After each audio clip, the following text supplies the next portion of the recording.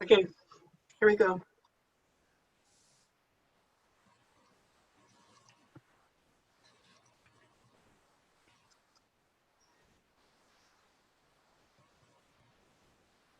Hmm. Okay, Naomi, you were right with the from beginning. That's what you want in the menu. I did. It doesn't go. Okay, here we go. Yep. Okay, so so most of you, let me. Some of you have seen these already, but let me go over that again. So for the 2020-21 leadership, the incoming RI president is Holger Kanak. He's from Germany.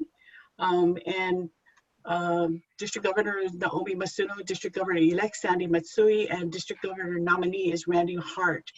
We will be opening the applications for District Governor in August. So if you have people in your club that would like to apply, we're opening the application period from August, and in November we'll have the interviews and select the new District Governor nominee.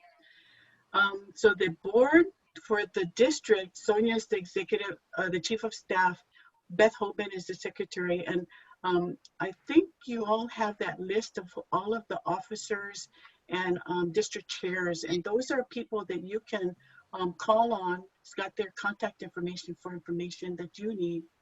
So the main ones are the foundation chair, membership, public image, and district trainer, Benson. And we have also this coming year, island resource teams.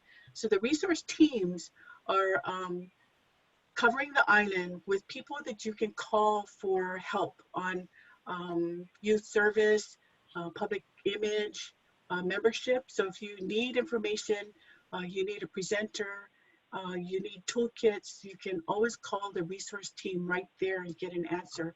You know, the whole thing about the district is supporting all of you, because you've got a really hard job with the club. So we want to be there, right there to support you. Got 11 district assistant governors this year. These are the assistant governors. This is what Holger and his wife look like at the International Assembly. And he said for this coming year, this is his message. He wants to create new models, looking at how to be innovative, how to have club meetings that are suited for your club members, how to expand, because the more hands you have, the more things you can do, right? And the more you can do good in the world. So creating satellite clubs. So if you have a group of people who want to meet at a different time, say, or a different location, and they still want to be a member of your club, that's what a satellite club is. And so creating these satellite options might be good for keeping members. And then forming a community-based Rotaract club for the young professionals or people that are not necessarily in the universities. So a community-based Rotaract there's no upper age for the to be a Rotaract, so they can actually stay in until they're 35 or 40 if they wanted. And the reason is, if they feel comfortable with that and not with a Rotary Club, then stay with the Rotaract Club, and then also they can mentor the Rotaractors that are in college. Okay, and then doing a strategic plan for your club, selecting members wisely. So his whole thing is, don't look at the numbers, forget the numbers. We don't want to bring in people just for the numbers. We want to bring in people that are like-minded, and age is no limit. So we're not targeting young people. We want anybody who wants to be a Rotarian, part of our movement to change the world, to do good. And so that's his whole thing, is to look for members that are suited to be Rotarians. And then he wants to make sure that we all understand the effort on polio and eradicating polio, that we have to end that, eradicate polio from the world. And we need to immunize 400 million kids a year to keep it at bay, so that we only have the active situations, the cases in 2 countries. But you think we don't have it here now is because people are being vaccinated. But once you've got people who are not vaccinated and we have someone who travels here, it can easily spread again. So we really got to keep on top of that. So at Pre-Pets, we did have our chairs bring their goals and their resources. So for Laura, this is her plan. She wants the goals to be set, lead by example, make giving fun, and share ideas. And the whole thing about foundation is why we're here. So if we start with the why and why we're Rotarians, then it's you got that image, you got that reason to give. Okay, we want to celebrate World Polio Day. We have Foundation Month in November. So what we're going to do is kind of plan out the year for Foundation and for any of the districting, so that we're not bunching up at one time, and we're kind of spread out. And then we want to give you the plan so you know what's coming up. You know when we're going to have a district event like a World Polio Day in October. So communication is really important, and we want to make sure that we get you the information. And if we're not, then please let us know. You guys are really important to this whole big picture, and we need to hear from you because we are here to support you. Then Ryan Char talked about youth service. We want to stay connected with our interactors, our Rotaractors, Ryla, and make it meaningful for the youth that are coming into the world. And even if they don't join Rotary, at least we can help them with leadership skills and being good citizens. So youth service, we want to really expand that, find chairs for Interact, Rotaract, Ryla, and really make it a robust program, because it's kind of lacking in some of the schools on leadership training and life skills. And that's where we can fill in, because we know how to do that. Okay, the HRYF, the Rotary Youth Foundation scholarships, you know, every year we give about 250,000, but if we don't have money going in there, then you know, one day we're not going to be able to give every club that 5,000. So please encourage your members to donate to the HRYF group, because then we can keep that fund going. So in order to participate, and I know you guys love to give that $5,000 out, right? So to participate, you need to pay your dues. So you'll be getting an invoice in July. So pay $200 to HRYF to become to stay a member. You need to fill out that form that says who your representatives are, the scholarship rep, the club rep, and give that information to HRYF. Really important to have the scholarship reps information, because the email address, that's where the apps are going. So we really need to make sure that it's correct and we have it. Okay, please promote the donations, and then contact the Interact clubs and schools to participate with the applications, because you know sometimes the clubs only have 2 or 3, and we really want to get the word out there that we have these scholarships available. Okay, then Janet Kelly is our public image chair, and she has some really great ideas of doing public service announcements, doing press releases. And so if anytime you have an event, you need help with that, she can help with that. She's also putting together a business directory, because you know that's how we started with businesses, and we want to help each other out. So it should be launched soon on the district website, listing I think we've got 150 names in there, companies that are Rotary related, and we want to do business with Rotarians. So that's the whole purpose of that. And then we can add more later on, but wanted to have our own district directory. Okay. Also, we want to do a tabloid this coming year to celebrate 100 years in Hilo. And we're going to be asking every club for information about their club, about your signature projects, and put that in a tabloid and distribute that statewide to promote Rotary, so people can see what good we're doing and see if we can get more people to join the movement. Social media is Ted Fago, and Ted is doing a really great job with the social media, with the Facebook and the Instagram, and getting the word out. It's got a better reach because people don't go to our website, right? But they may check the Facebook every day. So we've got 2 Facebook accounts. One is Rotary in Hawaii, which is the outward facing information that is applicable to like everybody. And then we've got the Rotary clubs, and that's where you can put in your events and your projects and sharing what the clubs are doing. So we'll have some webinars on all of these things to help you with that information.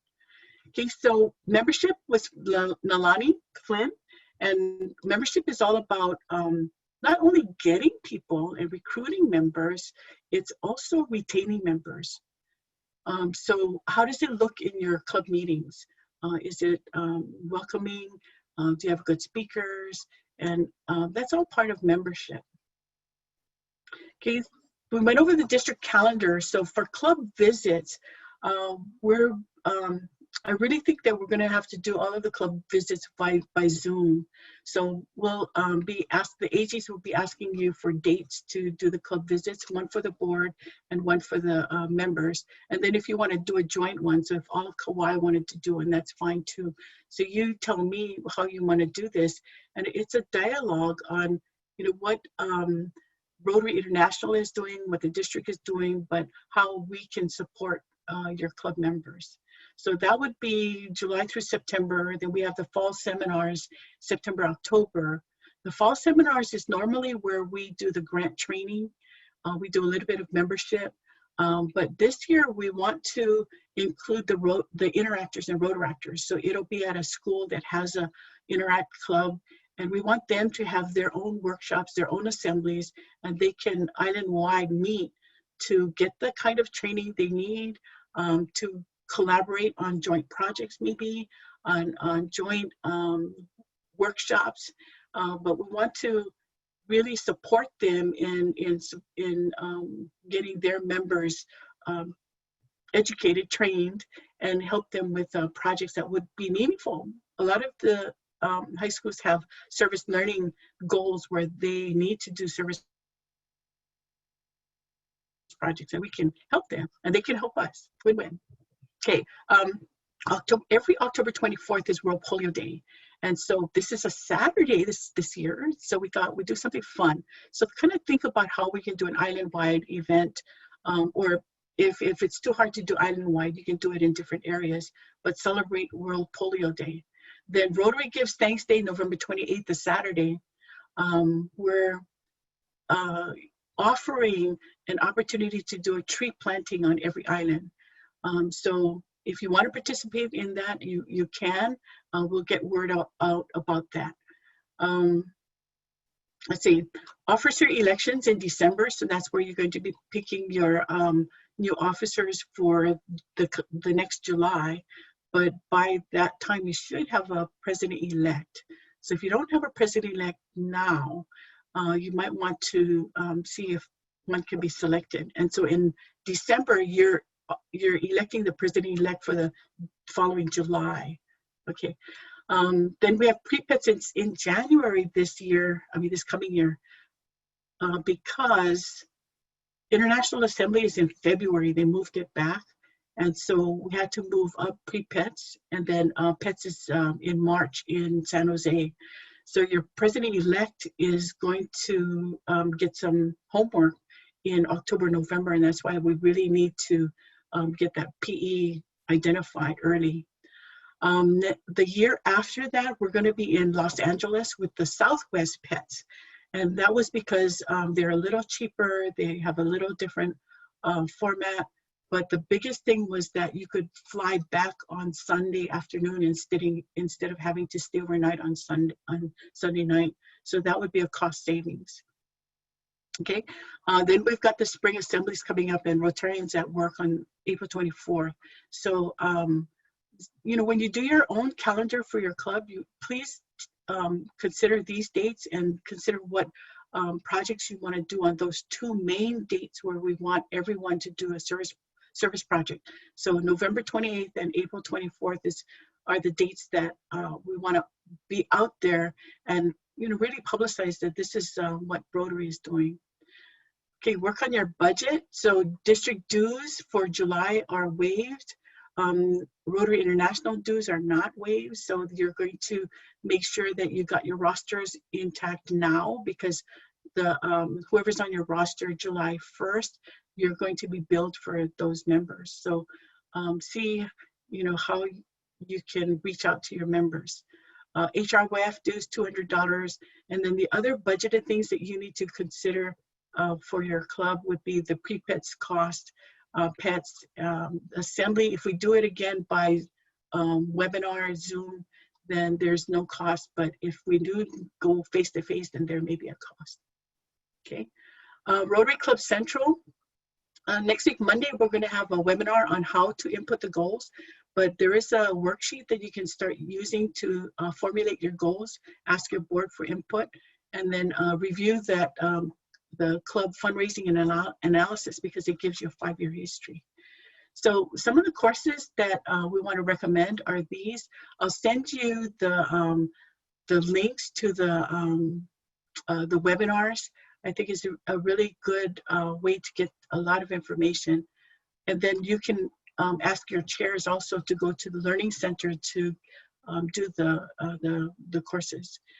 Okay, the district conference is in Hilo. We're going to celebrate 100 years, and we're going to try and do activities and tours and other fun things to do. But please mark the dates for May 14th through the 16th, 2021. And we're working on the roam charges now and the registration, so we'll get that out soon. But the whole theme for the coming year is Rotary Opens Opportunities. And that's what we have a lot of opportunities for growth, for learning, for leadership, not only for ourselves, our members, but also the community, working with the youth service group and other leadership groups. So that is the end of my PowerPoint. Questions? No questions? Oh, Heather joined us. Oh, cool. Yeah. Okay, so Benson, you want to do your screen? No. No? Yeah. No, I'm gonna do it. It's kind of cool that we have a small group today, so that's great. So my portion of it is Rotary's Hana Hou year. So some of you are doing you're going to be the president for the second year, or maybe the third, or maybe, I think we have some people in our district that have been presidents like more than 3 times. So we're going to kind of walk through that, and my presentation is kind of more of a discussion, so you could get a cup of coffee or whatever, because now one of the things I did is put everybody's name down there so that I can call on you. So one of the great things that I teach for the community college here is that when you have all the students there and you have their names that you can call on. So that's kind of cool. Okay, so share screen. Hang on a second. Let me see what we're gonna do here. Okay, here it is. From the beginning. Okay, everybody can see that okay? All right, how's that? Yeah, I was trying to make this funny, like how to make the most of your Hana Hou year. I was telling my wife I'm gonna call it Love's Better the second time around. So here's what I'm gonna do. I'm gonna give you some perspectives on what happened to me after when I did my first year, and then I did my second year, which was kind of unexpected. But then lots transpired in my mind. My perspective of the whole thing changed over those 2 years, and so I'll be interested to hear some of your perspectives, because I know some of you guys have done this before. Okay, so we're going to start off with some questions. All right, and the first one is how did this happen? Okay, so I would like, if you're president for the second year, then I would like to know how it happened, because here's what happened to me, right? So I was president 2 years ago, and then our president-elect, which is Paula Spiegel, she had a health issue that came down after she went to PETS. And so she told me around May hey, you know what? I just cannot be president next year.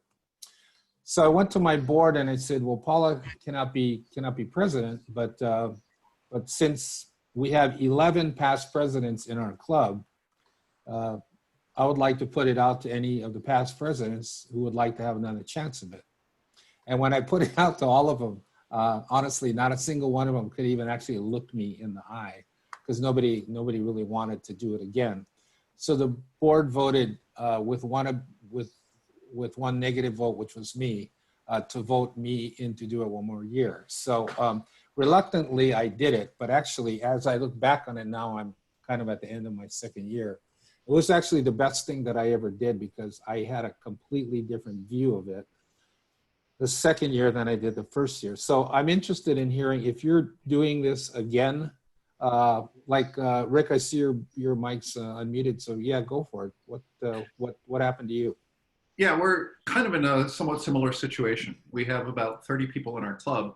Almost all of the long-term members have been president at one point or another. And when I went out to them and said, hey, do you want to do it again? Pretty much the same experience, met with blank stares. Yeah. We had actually taken in 8 new members this year. 2 of them have since left, one for health reasons, one because his business is having problems. I had thought there was one woman who I thought would be a really good president-elect, even though she was a new member. And I had spoken with her briefly about it, and she said she'd consider it. And I think it was like 2 meetings later, she came to a meeting and announced that she was pregnant and due at the end of May. So okay, it just wasn't really going to work for that one. Yeah. And that sort of left it to a point where this was the person that I was really thinking would be good. And yeah, it just wasn't going to work out there. And actually, of the 6 new members, if I discount the 2 that have come and gone already, 2 of them are past Rotarians. Claude Thompson, who's a past district governor, and his wife Leela, who was a member of our club and was president and all. So they were kind of, I don't want to say they were out of the running, but they weren't as interested. So I was looking at new folks. We had 2 people that had joined. In, I guess, September was when we inducted them. And so Kristen, the woman that I had thought would be president, was the one that I was working on. And now, actually, for this year, I'm looking at the other guy who was a new member at that time, Jonathan, to see if he'll be president for the next year. And the good thing is we've gotten him onto the board. He's going to be our secretary for the coming year. So he'll kind of get that, the pattern going. Okay, good. Anybody else? Bill, how about you? How did you get to be president again? Well, I think that I'm going to just give you the reality check. Okay. Our club has, been maximum of maybe 40, and now then it was down to 17, and then it was down to actually participation 7 or 8 in the looking for meetings, and that was really the elder group, which a lot of them are in care facilities and this and that. Had no new members, haven't had a fundraiser other than our whale watch in 4 years. And I got together with the core of people that are still in it now that have been past presidents and have been in the clubs for a long time. And I said, we've got to reinvent it. We either make it work or we close it down.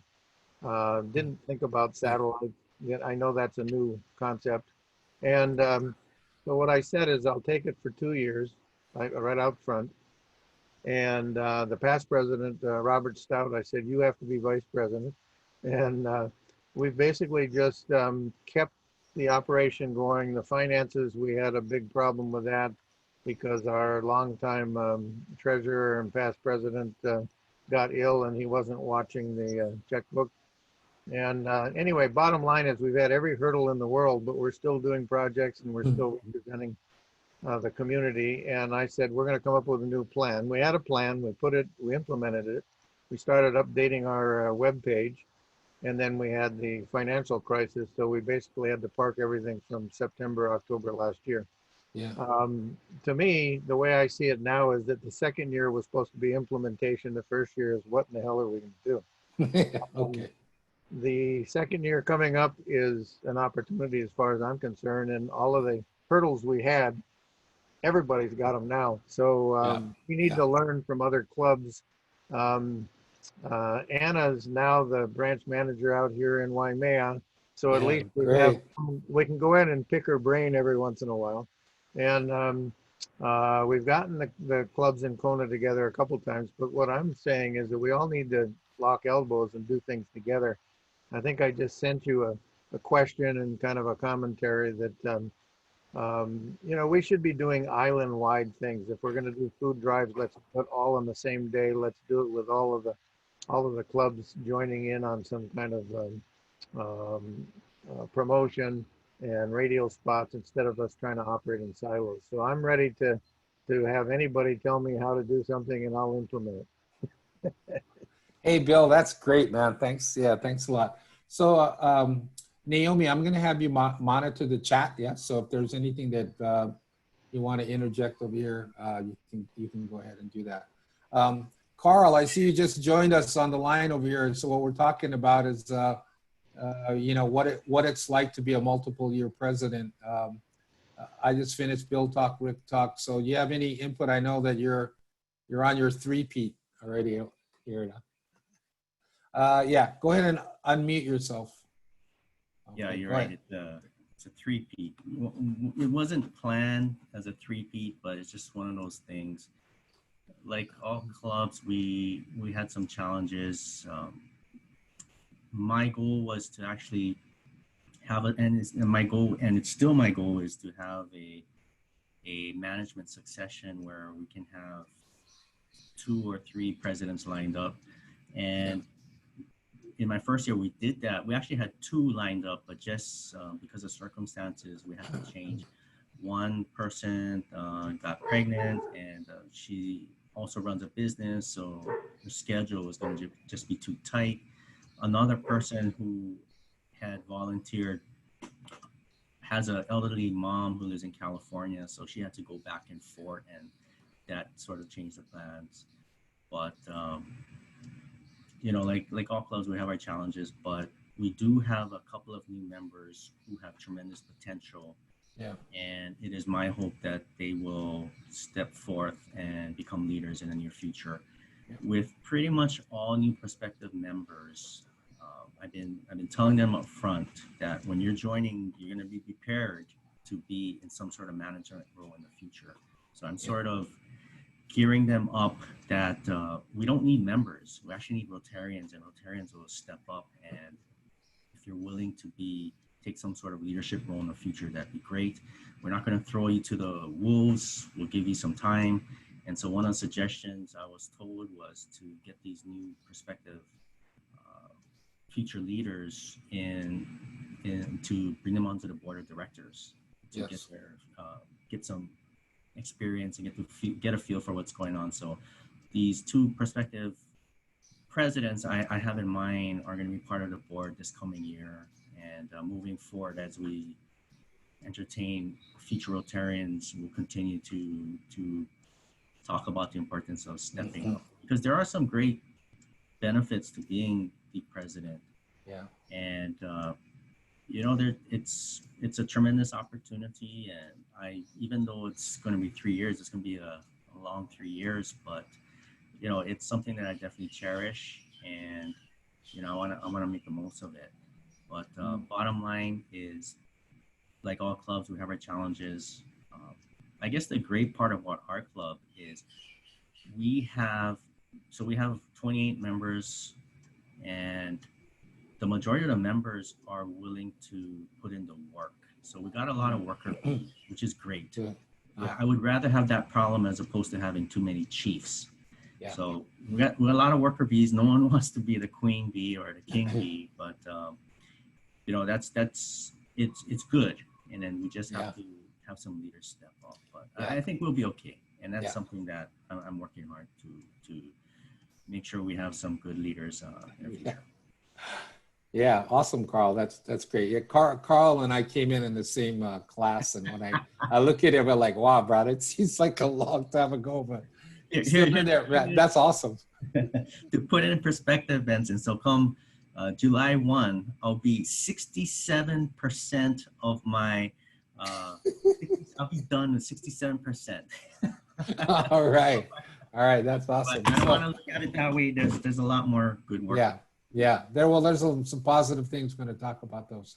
And so anybody else want to give a perspective? If you've been president more than once, going into your second, third, whatever year it is, anybody else want to give a perspective on that? Okay. All right. So, so this next slide, if we can get the next slide to go here. Okay, come on, next slide. All right. Well, let's see how we can do this. Hang on. Okay. So, so this is kind of a personal question. I'm not going to ask you to throw that out there to the group. And the reason I put that question in there is that I asked myself that question after the first year. So actually, one night my wife said, so how do you grade yourself for the first year? And I said, actually, I thought that I did about, I felt like I did about maybe a C+ or B-, because my perspective, and I'll talk a little bit about it, was just to try to manage everything and not really think so much about the future. Like, you know, like who's going to do the fundraising thing 2 months from now? Who's going to be in charge of our service project next week? Wasn't really thinking down the line very much. And so as I look back on my first year, actually every time I look back on it, my grade gets progressively lower. So so I decided to stop at like C+. So so the next question is, so what am I going to do differently? And some of you are familiar with and read management and leadership stuff. So, you know, I read an article just after my first year about the difference between managers and leaders. And after I read that, wow, what a eye opener, right? I was thinking, yep, I did the whole management thing because I wasn't really focused on training people to take over for me. What I was thinking my first year was, I'm going to get through this year and I'm going to hand the ball to somebody else, and then I won't have to worry about the future. But the more I got into my second year, the more I can see that if I did it the same way, we were going to get the exact same result, which is every year we're going to be searching through the bushes, trying to find somebody who wants to be president next year. So any of you guys want to give a perspective on what am I going to do differently this time? Anybody have a comment on that? Rick, what about you?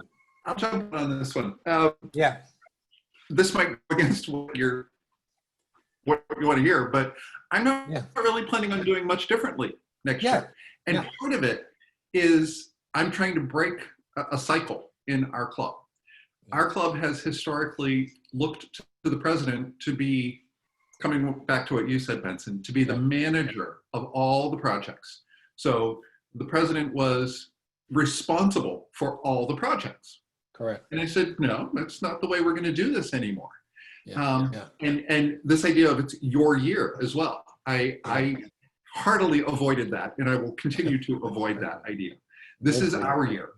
And I'm just the one who happens to be either at the front of the room or starting the Zoom call, whatever it may be. But my goal was really to get other people involved, get other people to take on leadership.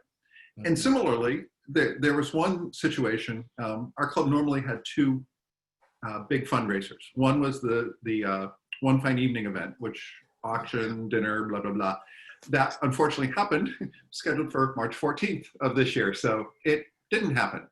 But the other one was one that we would do in the fall.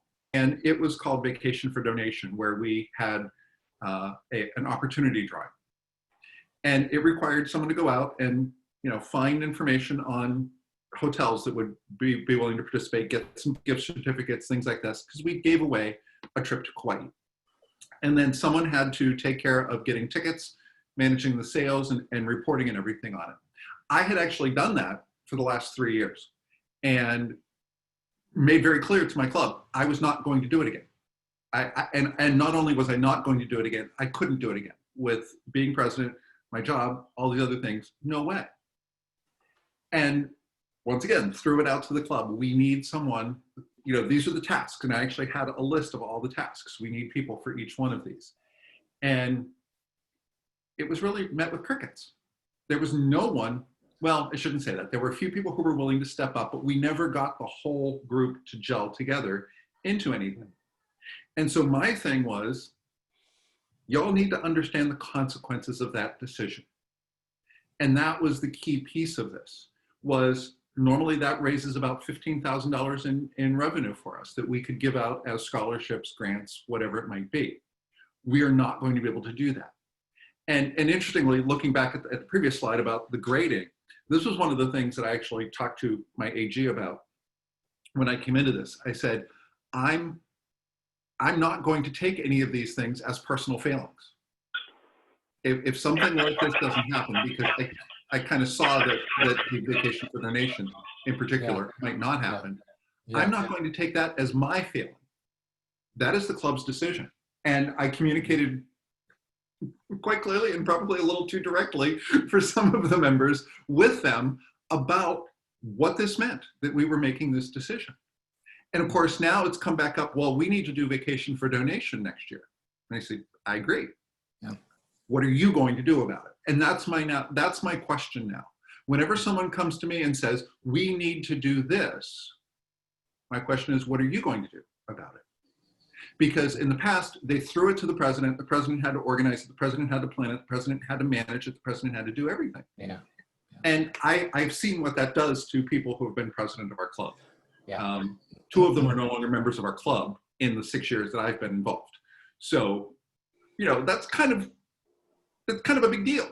Yeah. I don't want that to happen.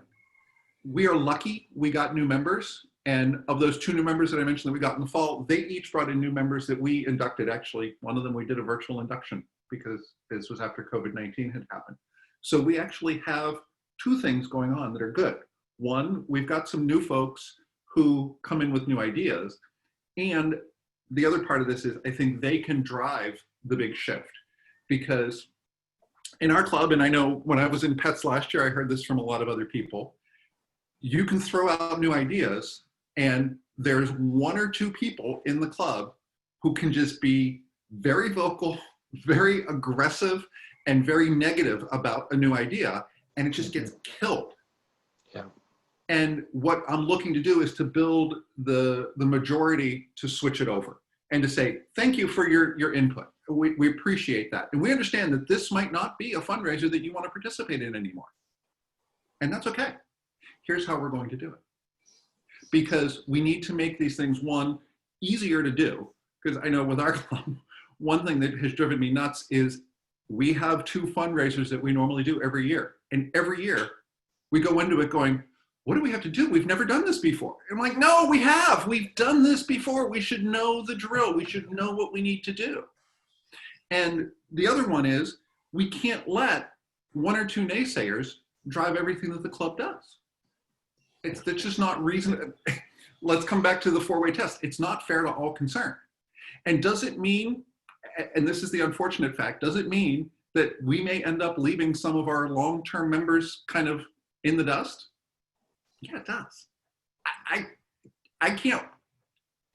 If you want to change, then roll with it. But I mean, one of the things we've had all these Paul Harris quotes about change and everything. And we look at what we've just gone through with COVID-19. We had to change everything about the way we do meetings, projects, all of this. And the reality is we can change. But a lot of times people just don't want to. And if you get 1 or 2 people who are out there and they're like, this, paper tickets to electronic tickets was a big thing. And trust me, when I did it with paper tickets, doing that opportunity drawing was a nightmare and took me hours. Doing it as electronic tickets, easy. I got to send out a bunch of emails. We did the drawing. It was fast. It was simple. It was easy. It was straightforward. There were a few people who were like, no, I didn't like that because we didn't have a paper ticket we could give someone. I'm like, well, here's a paper ticket you can give someone. Have them fill it out. Give it back to me. I'll get them an electronic ticket in the background. We work it through. But that's the is we as Rotary clubs have to change. And having a couple people out that just are digging their heels in, saying, no, we're not going to change, no matter who they are. And that's the other one that's hard sometimes, because you look at, you're like, that person was president, that person was an AG, a DG, whatever, they did fantastic things. But if they're holding the rest of the club back, they're no longer doing fantastic things. Mhm. The club needs to move forward. That's great. Well, I mean, you know, that's a perspective. I mean, it took me a year to come to that. So good for you. Well, Yeah. It's a good for you that you're already there. Bill, I see you got your mic unmuted. So why don't you give us your thoughts on it? Well, I just wanted to let Rick know that he has followed the same mantra I have. Is when people come to me with a good idea, I said, "That's a great idea. If you are in charge of it." And then they look at me and they go, "Well," I said, "I'll help you. I'll back you up, but I can't be in charge of it. Somebody's got to be in charge of it." Well, what I did the first year was just to take an inventory. We had all sorts of things that we used to do. We used to do the insurance. I mean, we did the insurance for 15 years to the Waimea parade, Christmas parade, where 10,000 people come into town to watch it. And nobody knew that Rotary did it.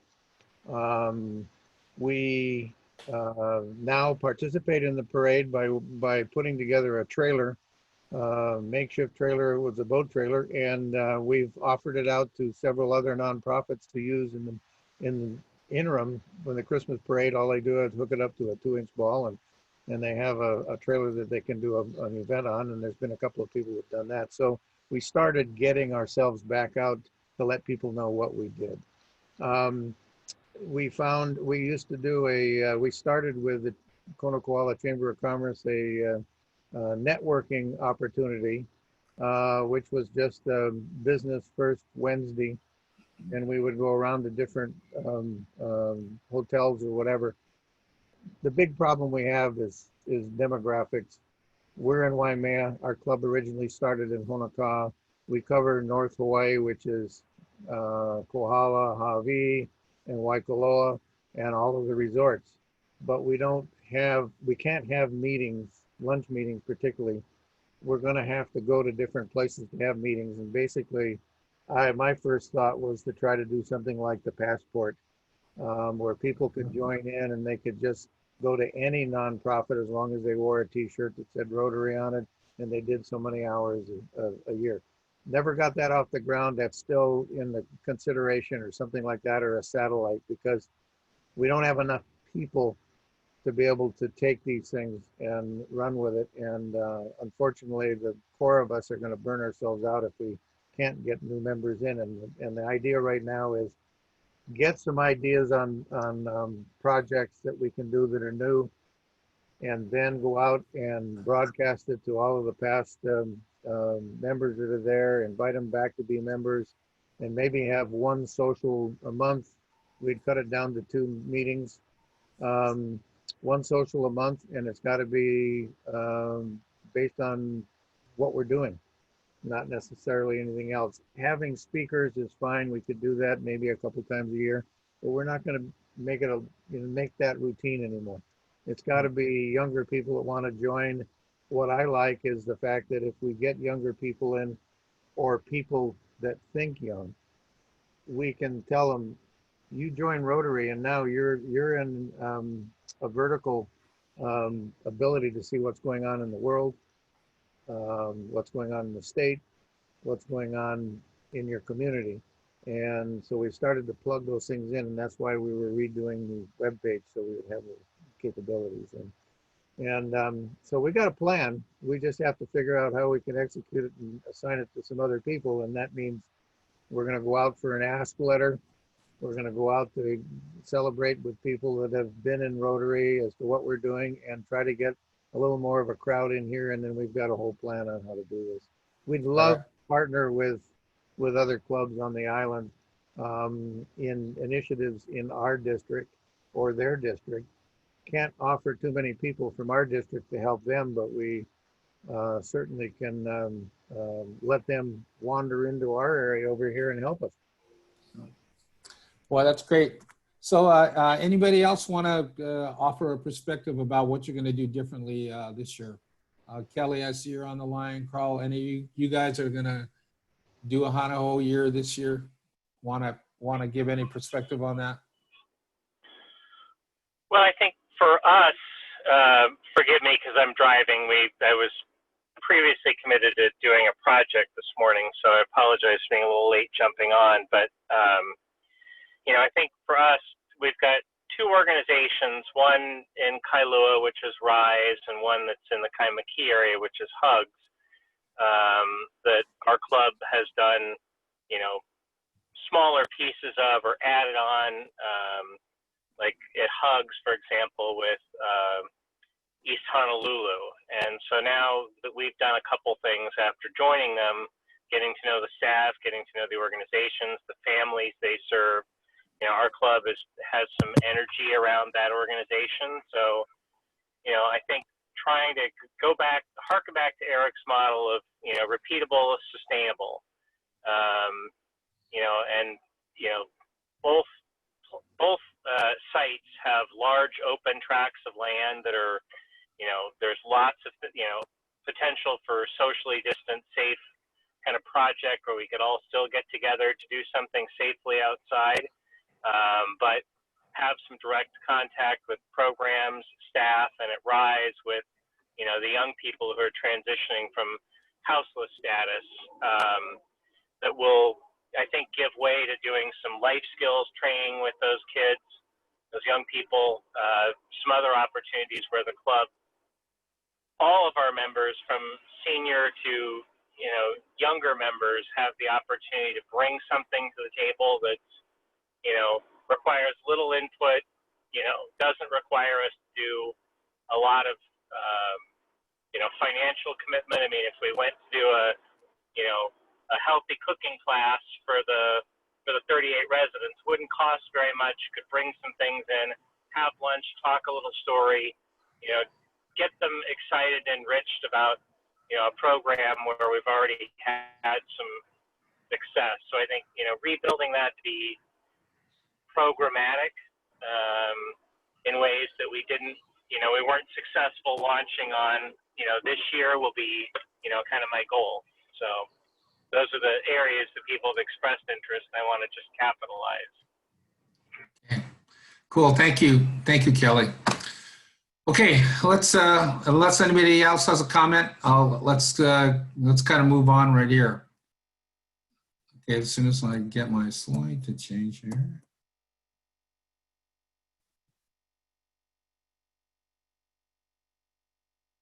I think what happens if you stay on a slide too long, it gets like frozen. Okay, here we go. So here was my experience in the first year, and I did exactly the opposite of what Rick did. Is that I came in and thought, all right, so my job is just to manage all of this stuff. And so when somebody approached me and said, hey, I got this idea or whatever, I immediately said, oh, okay. And I put it on my plate and tried to make it go, which of course, that's not sustainable, or, you know, it just made everything nuts. So, my experience was I tried to delegate to some people. A lot of people, of course, said, nah, I can't really do it, you know, not really available to do it, whatever. So then I was sort of left with this, okay, so if they can't do it and it needs to get done, how's it going to get done? And you're right, I did it. So bad mistake. Because my thought was, if I'm going to manage things and I'm going to be responsible for that, then I'm going to go and try to make things go smoothly, which of course, you know, went relatively smoothly, but it didn't do anything to engage the group. So which is my third point, is that like all clubs, right, we had a core group of people that actually did all the work. And it was like maybe 12 or 13 people. When I took over, we had a pretty good sized club, and of course it's dwindled since I've been president. And so I didn't do anything about trying to expand that core group of people, because that core group of people were just the happy campers, and they wanted to like, yeah, let's do it, you know. And so all of our, you know, fundraising service projects or whatever, it was the same core group of people, although everybody in the club was knowledgeable about it. We didn't expand that core group of people. I didn't actually realize that that was going to be a super important thing until the next year.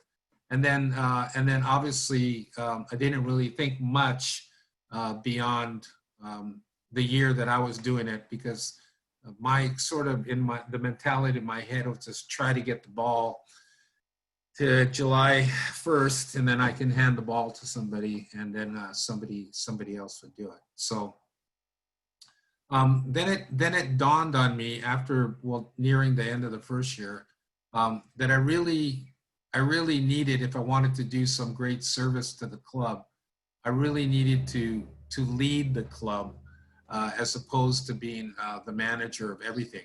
And it's exactly what Rick described. And so, you know, if I had gone to Pets, you know, a few years back when Carl and I went, and Rick pulled me on the side and he said, hey, Vincent, let me give you a couple of tips about how it could be a lot easier for you.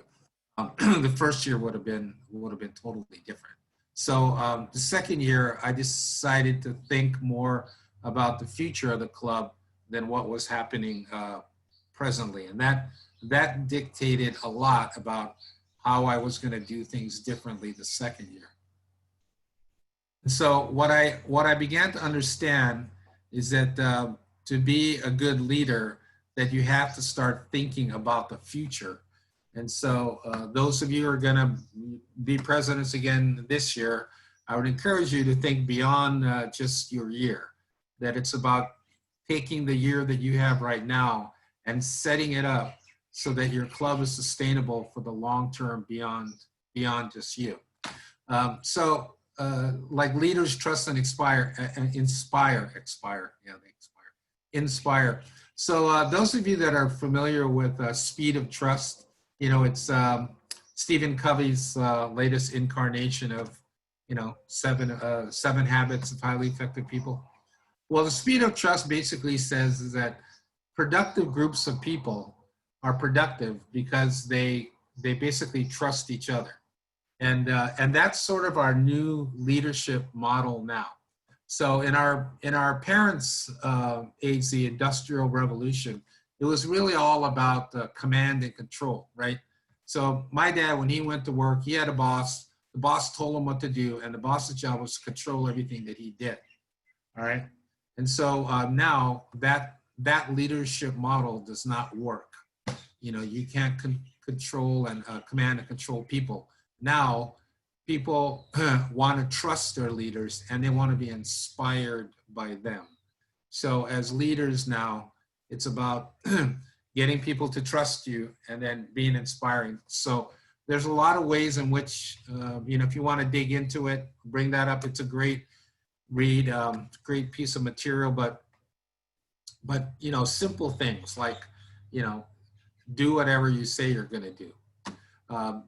You know, trustworthy people follow through. They have and then when they say, hey, we're going to do this, they actually do it. And so, you know, I've seen the best leaders that are out there are people that, you know, they, instead of trying to do everything for everybody, they do a small set of things and they do that really well. Like I said, leaders think about the future. And so once I started to think about that, then I started thinking about developing a leadership line, which eventually that happened. The third thing I have over there is that leaders know how to ask. And this is a conversation that I had with Naomi the other day, is that the reason why Naomi is going to be a really good district governor is Naomi is a prolific and persistent asker. She's going to ask, right? And so when you look at anybody that's working at the district level or wherever, and you ask them, how did you get there? They say, oh, because Naomi asked me. I first said no, and then she asked me again. And then I said, I'll think about it. Then she asked me again. And then I decided I'm going to give up because Naomi is not going to stop asking. So one of the reasons that you are president today and you're the leader of your club, and one of the expectations that your club people have of you is that you're going to be the person that's going to ask. you know, you're gonna ask the chamber to do a joint project. You're gonna ask your assistant governor to like, hey, let's get all the clubs together and do a joint project. That you're gonna be the person that's going to do the asking. And I know that maybe that sounds like a really simplistic thing, but what I find is that people have a difficult time asking, just asking. You know, and so like for me, I mean, I don't have a difficult time asking. I mean, I've been a salesman all my life, so my job is to ask for the check, right? But when I became president, and if somebody said they didn't want to do something, instead of asking somebody to do it, I just did it myself because it was easier. All right, so you have to be a good asker. As a leader now, I understood that leadership was really about teaching and training, and that has a huge effect on what the club can do, and we'll get into that in a little bit. I started to, you know, when I started this idea, like, okay, I got to build a leadership line, I started to go to have conversations with people about their potential. You know, and when I get to a slide where I show you the leadership line, there's a couple of kind of young people in there that I got in the leadership line. And I got them in there simply by just talking to them about what I saw for them as their potential. And the last thing on this slide is that it takes energy. And I tell you, sometimes, and all of you guys, I know you can relate to that, you're like, how about if I just take a 2-week vacation from this? Because I don't want to do another freaking meeting. I don't want to go over there and rake up rubbish. I don't want to go on the side of the road and pick up stuff. I just want to take a break. So, so part of the gear up is that you have to have this relentless level of energy. And so, I mean, I have a pretty good level of energy, but it's not as good as Naomi's. Because Naomi, I don't know what Naomi takes for supplements, man, but she's on it like Benson. How about this, Benson? Are you going to do, Benson, what about this training? So, so that of course has helped me to have more energy myself. So, okay, so our plan is is Naomi and I were trying to put together sort of this strategic plan for how we were gonna attack training. All right, so we looked at you know, Rotary's vision statement, and here are their strategic priorities and objectives, and everybody knows this and sees this, right? We're going to increase our impact, we're going to expand our reach, we're going to enhance our participant engagement, and we're going to increase our ability to adapt. All right, now those things are just words unless you start thinking about how am I going to do that, right? And so for my club, what I saw is our outreach, how we were going to get out there in the community was really kind of dependent on our community service chair and our youth service chair, because those were the two areas in which we felt like we could get out there and we could penetrate out there. So really encourage those two people to get out there. Now we do RILA over here, so our youth service chairs pretty much are kind of wound up in that. But as far as your community service goes, it's your impact out there in the community. It's going to be dictated a lot by your community service chair. So whoever that person is, you got to sit down and have a plan with that person for moving the ball forward. Okay, we'll talk a little bit about participant engagement and increasing your ability to adapt. Now, if you have a question anytime, because this is the part where I'm going to just start rolling. So put a question in the chat and Naomi will post it to me. Okay, so what I found in my club was that it was really, it was the people that were knowledgeable about Rotary were the ones that were really engaged, right? And so, and this is just kind of my own personal perception, right? Is that the club's impact, reach, engagement, and adapt, and their ability to adapt, it's all based on their applied Rotary knowledge. So the more people knew about, you know, what Rotary does, about what the foundation does, about Rotary's goals, Rotary's strategic plans, the more that they were involved. And when I looked around at that core group of like, you know, the 10 to 15 people who are doing all the work. These are people that have been around a long time and knew a lot about Rotary. And so I started to think, okay, we got to increase our knowledge base. Now some people, and let me kind of preface that with my belief, right, that everybody has a Rotary lifespan. And that lifespan is dictated by what's going on in your life at the moment, your personal situation. It's dictated by how you connect with the people that are in your club. And it's dictated by the mission that you see in Rotary. And it's dictated by whether or not you have this sort of Rotary moment where like, wow, I'm going to be a Rotarian for the rest of my life. And that's why, you know, you can have people that have been in your club for, I mean, I had a couple in my club, right? Together, collectively, they had been Rotarians for 75 years. And because the president that came in there, they didn't like them, and she was going to be the chair for the fundraiser, they both left. And I thought to myself, man, those guys, what a shocker. I didn't think those guys would ever leave.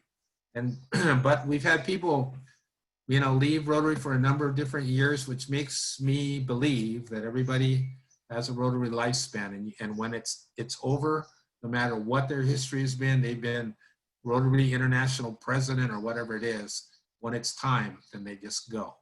So, but their engagement level, my feeling is that if they understand Rotary, they understand what Rotary does, they understand, you know, the mission, and you really only have to understand actually one thing, right? Is that we're Rotarians. We're people in the community that do good things for the community, and that's basically it in a nutshell. So raising the collective knowledge of your club is really an important thing. It's not an easy thing, but it's really an important thing. Okay, so that brings me to the whole club trainer idea. Now, a lot of clubs, in fact, I think, Naomi, I think like most clubs probably don't have a club trainer, right? And so the reason I sort of got onto this club trainer, now club trainer has been around, wasn't my idea, is that I could see that how our district and our clubs were going to be affected by the ability of the club to learn things about Rotary. So so in clubs that don't have a club trainer, the best candidate is a past president. Somebody who wants to still be engaged and use their experience to help the club. And it's really not, I mean, you're not like the you know, Rotary professor of the club, or you're not, you know, Captain Kangaroo of the club. Your job is just really to point people in places where they can get resources. Now, when I started in Rotary, we had this thing, and it kind of varied from club president to club president. They called Rotary Minute. And you guys might still have it in your club, where basically somebody comes up and they take basically the Rotary basics, and they read something about, you know, Rotary started in, you know, by Paul Harris, and they read some little blurb about it. Somebody read the thing about how the Rotary wheel got put together, when Rotary established or allowed women to join Rotary. So people got these little spurts of historical and informational data about Rotary, because it's surprising to me sometimes the people that are in Rotary and have been in Rotary don't know a lot of the basic Rotary things, you know. It's like when I was in fourth grade, I remember having to memorize all the capitals for all the states. And to me, I'm always like, well, people, you know, have no idea what the capital of like Washington State is, because I have to memorize it. So that's just me. Okay, so my point is that the more information, the sort of collective club IQ of the people that are in your club, the higher it is, the more effect it's going to have on your outreach and impact, as we looked at Rotary's strategic vision. Okay, gang. So let me talk about this leadership line, right? So everybody would like to do that. Carl was talking about talking to people in his club, and everybody's trying to do that. So what I decided to do last year was to recruit people that could be potential presidents. I mean, we looked around, and a couple of these people are already in our club. So that's me, and standing behind me is Maurice Goulding. Maurice is our president-elect. He's going to actually take over in July. Okay, and then seated on the left here is Keith Greer, and he's going to be president after Maurice. And then on the far right is Kat Reberg, and Kat Reberg is going to be the president after Keith. And then in the middle is Tracy Class, is going to be president after Kat. Okay, so how I came to this is that what I told myself is I'm not going to leave the presidency of this club until I set up a leadership line that goes 5 deep. I mean, from me down 5. And so I made that commitment early, like about a year ago. So it took me a year to come up with these guys. So Kat, look at her. She's over seated on the far right. All right, now she's like maybe, I think 32 or 33 years old. Okay, she is somebody who's really active in our community. Like I would go to these community meetings and I would see her. She owns a company that does chocolates or something like that, something good to eat. And so after sort of kind of observing her, I went to her and I said, I want you to come to our Rotary meeting, and I want to tell you, you have the capabilities to be president of our club. And so, she ended up coming, but all of these guys, I basically talked to them about their potential, what they wanted to do personally and professionally going forward. And so,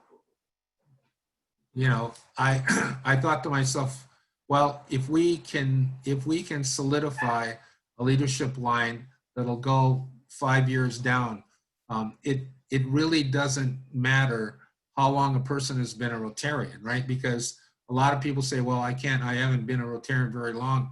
But if you recruit somebody and said, well, how about being president 5 years? A couple of things happen. One, you get a dynamic and a really highly motivated person in your leadership line. And then 2, it cements them into Rotary for 5 years now, because now, of course, that's not guaranteed. Just like Carl was pointing out, he had a couple of people lined up. Like I said, they have a Rotary lifespan. Things happen, people move in and out. So, but those 2 things, I really believe it's like getting a club trainer in there and establishing a leadership line could be the legacy that you could basically put out there in terms of getting your club set up to be healthy and effective beyond you. Now, of course, it doesn't guarantee that. All it does is just help to see the club, help the club to see that that there's a future there. Because I think for a while there, where it was really difficult for people, like in my year when they recruited me, I mean, I really felt like, I wasn't definitely the first choice. Actually, they tried to recruit my sister. And they said, hey, Lonnie, you would be really great. And so my sister, love her, she just said, oh, no, I can't do it, but my brother will. You should just write his name in there. And then I started getting all of these emails about pets, and then I asked my wife, did we buy a dog or something? Because I keep getting these emails about something called pets. Okay, so anyway, so I decided to put this in there because I'm trying to, use this new. I said of second-year presidents, 100%. Now, I got to tell you, I only asked myself and 2 other people. So I put that in there as 100% now. You do your own poll, but at least the 2 other people I asked thought, yeah, I did a much better job my second year. Okay, so that's basically what I have. You have any questions, or we can have a kind of a discussion about that. And part of this is just to be able to sort of take a look at the bigger picture. And so I'll say one more thing about the bigger picture. Okay, so the bigger picture for me was that after the first year, I started to think, that I'm not doing this because I want to make the club better. Okay, I'm doing this because I think this experience could actually make me better, and then I could help the club to become better. So I think that, you know, I think like my, like why we always talk about why you're doing it, is really that I began to see that Rotary was helping to take my mind and my attitude and my perspective about things in a much better direction than I could take it myself. Now, I'm 66 years old, and one of the things I asked myself was, okay, if I live another 15 or maybe even 20 years, what do I want that to look like? All right. And if it's true that you ultimately become whatever you're exposed to the most, then I want to be around people that are in Rotary, because I find them to be the other group that's more positive than people that are in Rotary, because I'm a cancer survivor, are cancer survivors. They're pretty positive folks, but they're right up there with Rotary people in terms of like, okay, we're going to figure this out. You know, we're in a difficult situation, but we're going to keep going as long as we can and give the best situation for the people that are around. So anyway, you can unmute your mic. Let me stop the share screen so we can see everybody. Benson, so Yes. it's good to share, but Bill needs to drop off. So I wanted to ask Bill, Okay. before he goes, was there anything that you want to share or any question that you want to ask of everyone? Oh, I think that the best thing I can tell you is that I look at the world, and when I have a hurdle or I have a deficit or a big problem like this, I look for the opportunity. There's a ton of opportunities for Rotary in what's happening now, and there's a ton of ability to have some time to readjust the things that you might make a mistake on. So we have a plan, and that's a core. You need a core to do it. Yes. But you can expand that core quickly once you've got everybody on the same page, and that's what we've been doing. The reason why we did this food drive was because we didn't have anything else to do. We couldn't go to a meeting. We couldn't, you know, not all of us are Zoom people. And so I just jumped in and hitchhiked on what was going on, and it was in the Rotary Pavilion. And now we're starting to get some legs, and people are showing up, and there's participation, and so that's where I'm building from. So anyway, I appreciate Naomi asking, and I know she's going to ask again, and then she's going to ask again. Naomi, what was best is I put an email out to all of the people that said that you'd asked me all these questions about who was in what categories, and I said, so I signed everybody something, and I said, you can go on your own on that, but the bottom line is, I've got 3 things to do, and I can't do everything myself. So that was a good start to let them know what was going on. Of course, I had a happy face after that too, and said, we're doing it all. So anyway, I gotta go. You guys are great. Thanks, Bill. Appreciate your help. Anybody got any thoughts or any ideas they want to share about you know, the information we put out there today? Anybody got it? There's a question about the Rotary Minute, and Yes. where we can get some materials about Rotary Minutes. Yeah. Okay. So so they had and I know you know this book about Rotary history, or maybe it was a book that called Rotary Minute, but we had a book, and it's probably the Rotary Basics book. You know, like now we have a book called Rotary Basics.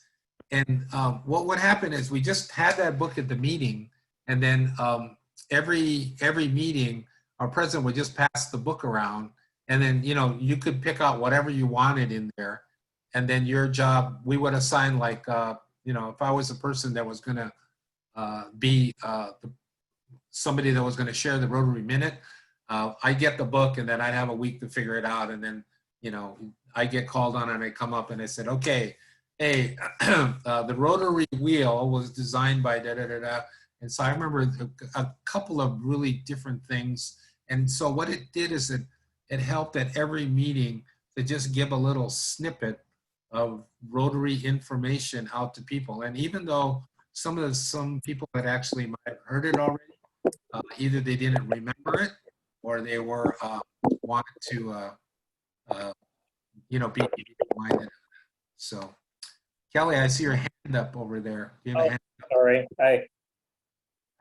Well, I was just going to say I mean, if our group wants to, I mean, we could easily build our own little Rotary Minute Yeah. deck of kind of fun facts or things, that Yep. people had experience sharing. And, I'd be happy to, start an outline that we could, work on collectively. And again, I don't think it needs to be, this isn't death by PowerPoint, but it's something visual, a few quick talking points that give, that are a nugget. I mean, I like that idea of, increasing our, our Rotary IQ,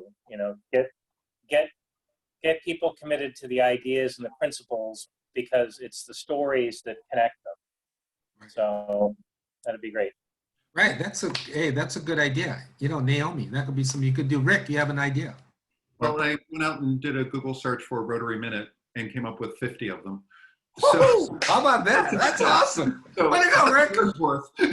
That's a whole year. It's a year's worth. But coming back to something that you had said earlier about getting people aware, one of the things that we did with our new members was we brought them over here. We normally have a pauhana on the first week of every month. Yeah. Brought them over here because we're a breakfast club. We had breakfast on Wednesday with them. And we did a little bit of that Rotary history. Because I know for me, when I joined, one of the things that I sat in these meetings and going, you do this every meeting, but what the heck are you doing? I don't know what this is. They were talking about the, like even Rotary Foundation, and we have a cash back program. Yeah. And I didn't know what it was. I was like, you got to explain this stuff to people. Acronyms, another one. You got to explain it all. And then the other one, and this was something that I took away from PETS, was get them involved in a project right out the gate.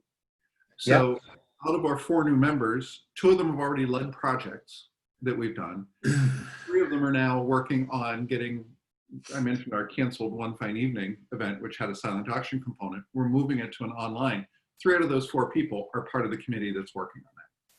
Yeah. And I think that sort of involvement, one, it lets people know that their voice is heard and they do something, and then they have something that kind of did. So I think that's a big incentive to people sticking around with Rotary. Yeah, that's awesome, Rick. Yeah, I know. I mean, like, I didn't make up the whole Rotary Minute thing, but I know that there's stuff out there because we used to do it all the time. So for the Rotary Minute, Sonia is saying that the Sergeant at Arms could do it, but what you could do is assign different people to do the Rotary Minute so that they would also get that information. Yes. But you can change it up and do a Rotary Minute. You can do a vocational minute. You can do a foundation minute. You can have a testimony why someone became a Rotarian, their Rotary Minute, that their experience. So there's a lot of things that change it up. Yeah. Well, and and part of what we're hoping to do to engage this club trainer person to do is to kind of take the lead on stuff like that, where anything that people could utilize to increase their knowledge about Rotary. And you're right. I mean, Rotary has its own language. They have its own style. I mean, so unless somebody's there, sort of helping you decipher, what all these acronyms are, nobody really knows. I mean, I was out for my morning walk this morning, and a guy went jogging by, and I have my Ryla t-shirt on, right? And so he runs by me, and he's a guy maybe in like 40s, and he goes, "Hey, is that Ryla? Is that Rotary thing?" And I go, "Oh yeah, that's it." He says, "Wow, I went to that as a kid." Oh, he said, I went to that as a kid. And, man, so is that still around? Oh yeah, we're doing it right down the road up here. So,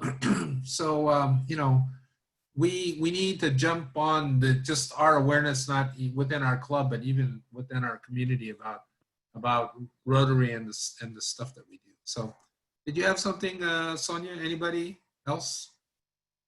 Naomi, you want to wind everything up now? Looks like we're pretty much done. with the folks who have not been presidents before, you're getting the benefit of all of this experience from the Hanaho presidents. And so I wanted to ask Heather and Clarence, how can we help you? Clarence? Well, you have helped me already. Thank you. One of the things that I was going to say under the what are we going to do differently category is that our club my club is the Rotary Club of Maui, the grandmother club on this island, as I think many of you know. And we've been struggling over the year with a declining membership. Actually, we've grown a little bit, but we've been struggling with how we are called to go forward. And we've done the passport, shall we say, formula this year, or most of this year. But the thing that I think we're going to do differently is go forward with Zoom. Our members seem to really like this format. I can't say that I love it all that much, and there are a couple of other members who are extroverts, as I am, who are missing the community and missing the lunches. But I think that the majority of our members feel that it's more convenient and more manageable for them, at least at this point in time, to go forward during this year electronically. And I think our club is stronger right now. We've got a fundraising committee. We've got, of course, a very steady and faithful treasurer. We've had a wonderful president this year who's really made it possible for me to continue on, I think, with some strength in our club. So anyway, I thank you all for your wonderful ongoing conversation today. I'm feeling very connected and with some very good ideas. So thank you. Thank you very much. Thanks, Heather. You're welcome. And this is Clarence. Yeah, thanks for sharing and letting us in on these Zoom meetings. I think that really helps. I have a veteran group with me, and so they're pretty much mentoring me through this. And, being a school administrator, so like I read that Speed of Trust book. Thank you for sharing that. And that was really helpful in my career. But I think bringing what I've been taught into the Rotary, I think one of the challenges is I've always dealt with subordinates, and I'm the leader, supposed to know everything. But now I'm with a group of leaders. I think that's the challenge. How do you see yourself as lifting up these leaders and bringing the best out of them? Because my club is just full of great guys. And so I think that's the challenge for me as just the new guy coming in with all these veterans. Does anybody else have that? Yeah, I think Lorraine has that. Hey, Lorraine, you have any comment, Lorraine? You want to say anything? Well, it's kind of funny because some of the veterans that I've got in the club are people that would be phenomenal mentors, but they're also the people that can stop you in the tracks and hijack whatever you're trying to do. So Correct. There's a fine dance that I'm trying to figure out. I don't know how to tap dance, so I'm learning that one. Very good. But it's kind of interesting because they will hijack. Yes. And I'm watching them do it with some of the stuff because they don't like how it's going, and this is the way it's always happening. And I'm a person that if I've got to change, we've got to change. That's what it's called. And the hijackers are the ones that don't want to change, are the ones that are my biggest challenge, because I don't want to lose them. But I kind of agree is that if that's what happens, that's what happens, because we can't stay stagnant. Because we have people that go, this is the way we've always done it, and it's like, how's that working for you? Yeah. So yeah, I'm going to echo the thanks. First of all, it's nice to know that the concerns that I have are ones that you've all had. I'm glad to know that I'm in good company. And the other part is figuring, seeing how you've handled it gives me ideas in terms of moving forward. So I really do appreciate letting me crash the Hana Ho group. Yeah, no, that's great. Carl, you had something to say. You got your mic unmuted over here. You want to say something? Yeah, so you can teach an old dog new tricks. As I head to my third term, yeah, it's very motivational of hearing what other clubs are doing. Can pick up a lot of tips. Like Rick, I've listened to Rick a few Zoom meetings. He's awesome. So I really learned a lot from Rick. And Kelly, everywhere I turn, Kelly's doing some kind of project. So it's like, it's a kick in the pants. It's like, you know what, get off your butt, get out there and do more. So there's a lot of great to be done. There's a lot of work ahead of us, but yeah, it's very motivational, and I thank you all for the resources, because you know, I just want to make this a better year than before. So thanks. I think, you know, one of the great things about being in Rotary is just, and especially as we interact at kind of the district level, is that, man, we have some incredible people in our group that are resource people, that are experienced, that have been down the road. I mean, you know, I look at just our past DG line. You know, if there's something that comes up, it's pretty much somebody's either seen it or done it or experienced it or have a resource to look at, and then we are really surrounded by really inspiring people that are trying to do the best that they can, and they're past this point in their life. Well, it's all about them, where it's really more about, well, you know, how can I make my community greater? How can I make my club greater? You know, how can I make my district and my state better? So really inspiring to be around this group. And I thank you guys for taking some time and you know, keying in today and logging in and spending some time with us, because these faces that I see, and I see them a lot, I'm always really happy to see them. And when I see Sonia's face come up and Rick's face come up, and you know, Sandy's is there a lot, and you know, of course, Naomi and Clarence, everybody. I don't see Kelly's face, but I hear from Kelly a lot, so that's good. Okay, so anybody got any last words, any last comments? Jeff, I know you just got on here. We appreciate, Naomi did record this, so you can listen to the recording.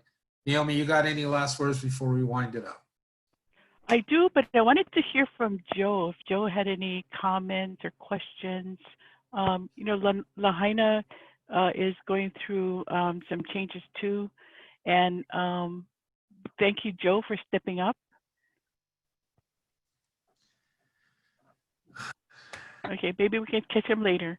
But you know, the sharing of ideas and how we can learn from other people is good.